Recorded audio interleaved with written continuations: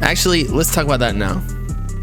I think it's time for Cardi to give Ken Carson the feature, because I don't think Cardi really did a good job with executive producing X, because I think it's not even controversial or a hot take to say Ken Carson's X album was not as good as Project X. I'm not saying it's trash. I'm not saying it's bad. I just don't. I think Ken Carson could have gone harder. I think he could have been more creative with the beats. I was expecting a little bit more. It just sounded like a reproduced Project X, not like beat wise, but like remade thing. He just tried to remake it. It was too ragey. I thought we decided like a year ago that rage wasn't cool anymore. But I'm not gonna lie, there was an article that Pitchfork dropped.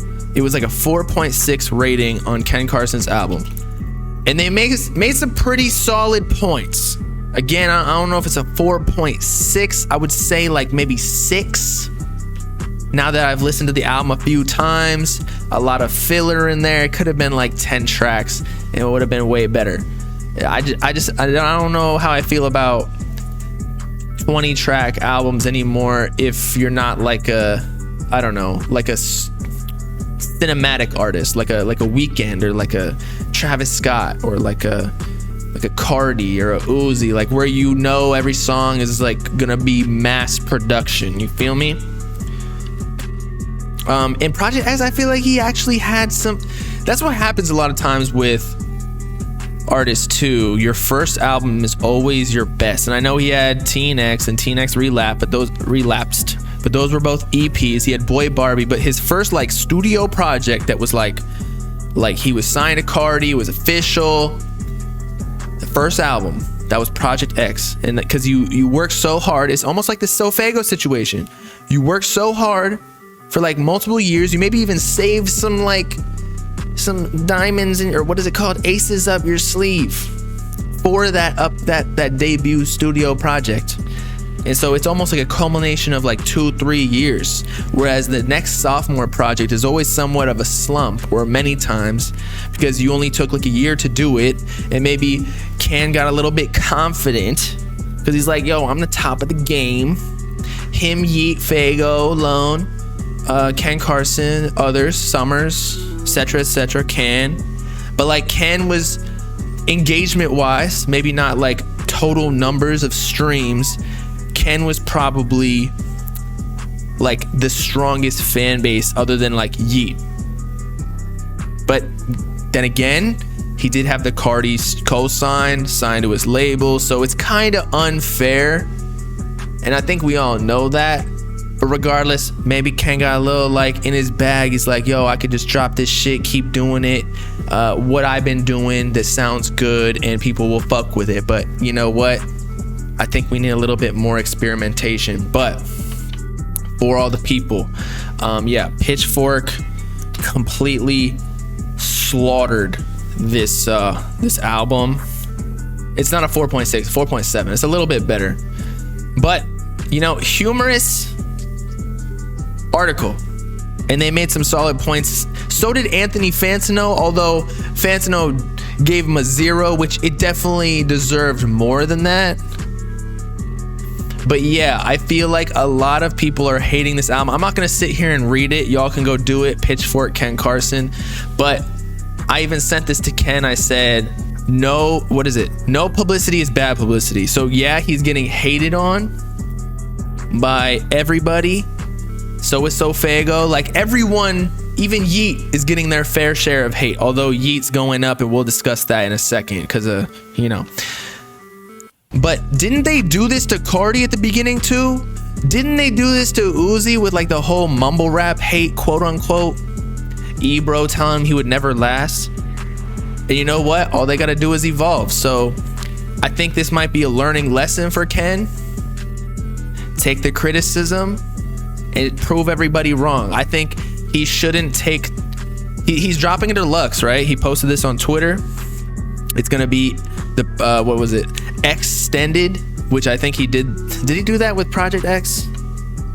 I don't think so. I think he teased it but didn't end up dropping it, or maybe I'm wrong. I don't remember. I have Alzheimer's at this point because y'all call me old man. But Yeah. He posted on Twitter, extended. Maybe he'll put all like almost the Uzi method where he drops the snippets on there, the fan favorite grails, and then wins everybody back. I don't know. Y'all tell me though. Great albums won't be liked at first. It will age like fine wine. You know what? I was thinking about this when we first listened to the album, but I don't think this album was like that. I'm gonna be real, and I'm not hating. I think Project X, like that was top notch.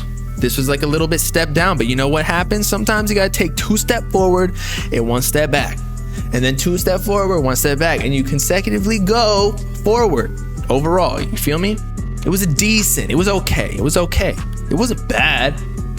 Honestly, I still liked physically on Spotify most of the songs, all of the songs except for like maybe one, and there are a few like peak good songs on there, like Turn Up, really good song, although it's at the album.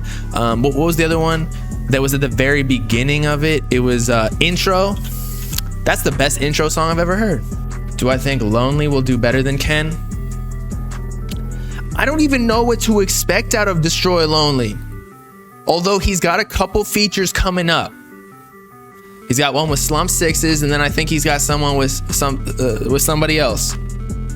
But just wait on it. And I think those will be good, like little appetizers, you know, like a little couple mozzarella sticks before we get into the Destroy Lonely season. Although again, I told you, I think it would be smart of Ken Carson to drop another project, maybe a little bit different sounds, different, maybe not even different producers, but like different types of beats, not rage beats. Those are getting old. They were old like a year ago. Where the fuck is Ken been on social media hearing what people are saying? This is why you need to be tapped into like online. But yeah, Destroy Lonely No Stylist, again, there are so many snippets and leaks. I have no idea what it's gonna sound like. I don't know when it's gonna drop. He's just taking his time. I think he's working his clout up, kind of like how Ken was getting his little promo run with, like, he signed a Cardi, and then he did well, actually Ken releases music pretty frequently, so again, I don't know what Lonely's doing. I don't know. He does need to drop though, because as we discussed with Sofago and Ken Carson, when you don't drop frequently, it can fuck you up, because what if you don't have a good release of music, like it doesn't have good perception by the fans after you waited a whole year, and now you don't have any music in the back catalog or in the vault to release soon after, to, like, I don't know, what's it called, like dissolve or wash away this negative publicity. That's why I frequently drop, like Yeet, just drop frequently. And plus, with the attention spans of people nowadays, you kind of have to do that anyway, just to make sure that you keep the fan. Nobody in the underground has that strong of a fan base just yet. Y'all got a couple 100,000 followers. A lot of them are predicated upon people before you, you know? No hate. That's just how it is.